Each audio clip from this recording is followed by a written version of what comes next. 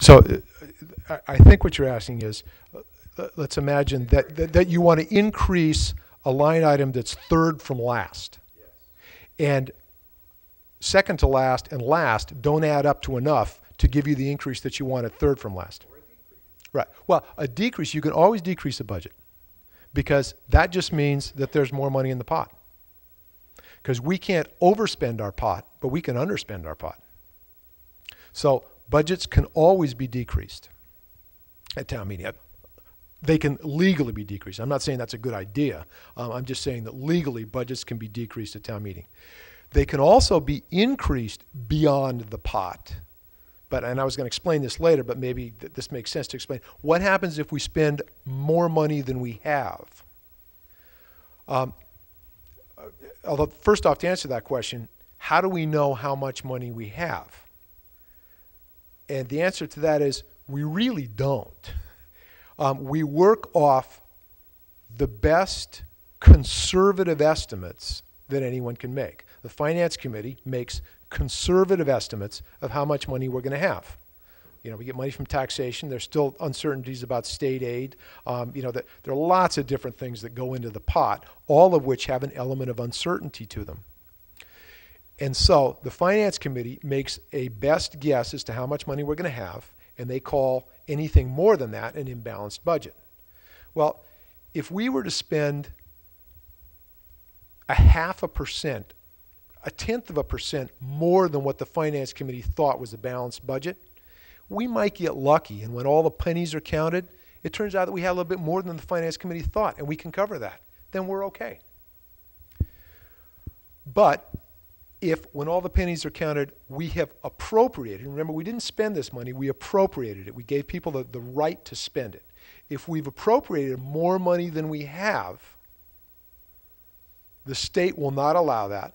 They won't set our tax rate, which means that we can't send out tax bills, which means that we go broke. So, in order to get our tax rate set by the state, we have to demonstrate that we have only appropriated what we have. So if we wind up in this situation where we've appropriated $100,000 more than the Finance Committee thought was a balanced budget. Does that make sense? So we've appropriated more than the Finance Committee thinks we have. And then it turns out they were dead right. We've appropriated $100,000 more than we have. In order to get our tax rate set, we have to have a special town meeting. We have to reopen our budget or our appropriations, and we have to cut the $100,000 from somewhere. So adding more now doesn't save you the problem down the road. It only causes the town to, adding more trying to spend more than we have could make you walk out of a meeting thinking, great, you got a higher appropriation. But if the money ain't there, it doesn't solve the problem. It just means that the town has to come back, new room full of attendees, new expense for a town meeting, more work for me, and we have to come back and do it again.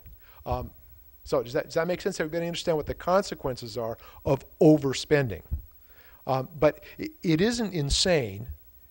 It's never a good idea to try and overspend what the FinCom recommends. It's probably not insane to, in some certain circumstances, spend a tiny bit more than that in the hope that the numbers add up differently. But especially this year, that would not be a good idea because they're unlikely to be pleasant surprises in numbers. So, did we make sense out of this multiple line item thing? Read them all, people call hold, and then we go back, we vote the ones with no hold, they're passed and now off to the side. We go back and vote the hold ones. Once they're voted, the whole package is voted. We're done with Article 3 in this situation, the town budget, and we move on to the next thing. Oh, well, I already said that. And revenue. This is just a little bit about the pot, the money pot. And boy, I'm not going to get you into all the arcana of Proposition 2.5, but I assume that most of you understand that Proposition 2.5 was passed in 1980 or something like that, and it said that the total amount of money that the town raises from property taxes can only grow by 2.5% a year. And there are some little fudges to that for new growth and so on, but basically the amount of money that we collect from property tax can only grow 2.5% a year. And perhaps back in 1980 that made sense because we managed to survive with that for 30 years here in Massachusetts, but with the cost of running government, costs of insurance, cost of all kinds of things rising at much higher percentages than 2.5%, and our revenue only growing at 2.5%, things are at least beginning to be squeezed. A lot of people would argue they're way beyond squeezed. The only way to change that is by Proposition 2.5 override, which you guys should all be familiar with right now. That is called by the selectmen. The selectmen are the only ones authorized to call a Proposition 2.5 override or underride election. And then it has to be passed by the voters. State aid is controlled by the legislature, and then we also get some money from the excise tax that you pay on your car. Quahog license fees, maybe meal and hotel taxes, depending on what the town decides to do with those. Now, how does the budget get formulated? That's the next issue. There's been a little bit of a change in that in the last couple of years. The old way we used to do it is every department in town would put together their budget. This is how much we think we need to run our department for this year. They would submit the budgets to the Finance Committee. The Finance Committee would hold hearings. They would set aside a time for virtually every department head to come in, present their case for their budget. The FinCom would also divide all the budgets among themselves, with each member being responsible for 4 or 5. And so it would be their job to actually delve into that budget, the highway department or the Board of Health or whatever, dig into it, see if they feel like the budget request is justified. Then the Finance Committee would prepare a budget. They'd look at how much money we have. They'd look at how much money everybody's asking for. I'm not sure it's ever happened that there was more of this than there was of that. Usually it's at least a little bit the other way around, sometimes way the other way around. And when we have less than what people want, they have to figure out where to make the cuts.